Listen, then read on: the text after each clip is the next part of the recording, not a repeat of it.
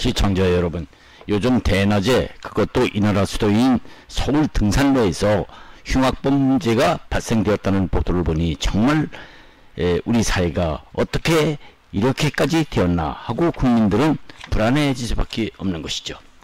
시청자 여러분, 이런 소위 묻지마 흉악범죄가 잇따르자 정부는 많은 대책을 내놓고 있지만은 당국은 이러한 흉악범 방지 대책을 막아내기 위해서는 처벌을 강화하고 순찰을 늘리는 대책을 내놓고 있다고는 하지만 그러한 일시적인 대책만으로는 이러한 범죄를 막아낸다는 것은 장기적인 종합대책이라고 볼 수 없는 것이죠.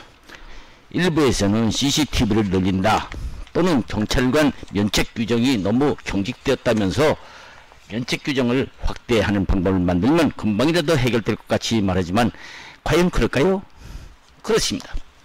한낱 소신의 뒷산에서 흉악범에 대한 방법 대책이 이런 일시적 대책으로는 한계가 있는 것이 아닐까요?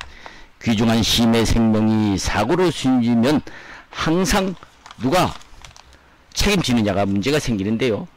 책임질 대상이 모호하다면 그것은 문제가 아닙니까? 국민의 생명과 재산을 보호할 의무도 국가의 존재 이유이기 때문에 더구나 치안을 담당하는 경찰의 역할은 크지 않을 수밖에 없는 것이죠. 사실 우리 경찰은 그동안 강력범죄를 무수히 겪어왔지만은 많은 범죄를 근절해온 공을 세워온 것은 부인할 수 없습니다. 하지만 요즘 묻지마 흉악범들의 대책은 그러한 범죄가 일어나기 전에 예방을 하여 근본적 대책이 없이는 이러한 강력범죄를 예방하기 위한 해법이 될 수가 없는 것이죠. 그렇습니다. 그렇다면 우리의 치안을 담당하는 근본적으로 개혁해야 할 단계가 아닌가. 45년 직후 또 6.25 사변 혼란기를 우리 치안을 지켜온 우리 경찰이 그동안 요즘같이 등산로 범죄와 같은 소위 묻지마 범죄는 있지도 않게 잘 치안을 지켜온 우리 경찰이 아닙니까? 그런데 요즘 이런 범죄가 최근 생긴다는 것은 국민의 한 사람으로서 현 경찰 조직을 개혁해서라도 지금같이 사건이 일어날 때마다 책임 문제로 그냥 넘어갈 수 없게 하는 것이어야 한다는 것이죠. 그렇게 하는 것이 급선무할 것이라는 것이죠. 그러자면 요즘 대한민국 경찰 관소 규정을 잠시 살펴볼 필요가 있다고 봅니다. 경찰청과 그 소속기관 직제 제44조를 보면 이렇게 되어 있습니다. 시도경찰청장은 경찰서장의 소관사무를 분장하기 위하여 행정안전부령에 정하는 바에 따라서 경찰청장의 승인을 얻어 지구대 또는 파출소를 둘 수 있다라고 되어 있습니다. 여기서 지구대와 파출소라는 대목에서 지구대 또는 파출소라는 문구에서 그 또는이라는 말이 문제가 되지 않을 수 없죠. 구체적으로 경찰관서의 조직을 보면은 지구대장이 있고 그 밑에 순찰팀장과 관리팀장이 있는데요. 지구대는 1계동을 기준으로 설치된다고 되어 있지만 치안 수요 상황에 따라서 2계동 또는 3계동을 관할하고 있다고 합니다. 종전 이 지구대가 생기기 전에는 파출소 단위로 파출소장 책임하에 그 지역에 일어나는 모든 사건에 대한 책임을 지어왔는데요.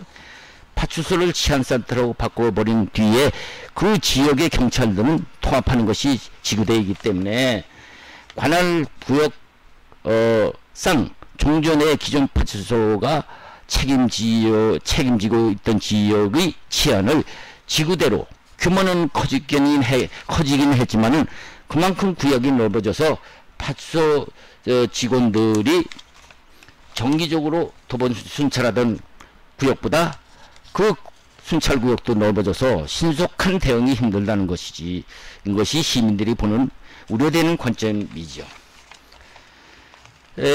파출소가 지구대로 통합된 후 파출소를 치안센터로 이름을 바꾼 파출소 또는 명분상으로는 지구대와 파출소로 분리되어 있다가 2009년부터 파출소라고 이름을 바꿨다고 하지만 그것도 이 지구대 역할만 강조되어서 시민들은 이러한 경찰 조직에 조직을 차지해 개편되어 앞으로도 있을지 모를 이러한 범죄를 책임 소재를 분명히 해서 해결될 수 있다고 보는 것입니다.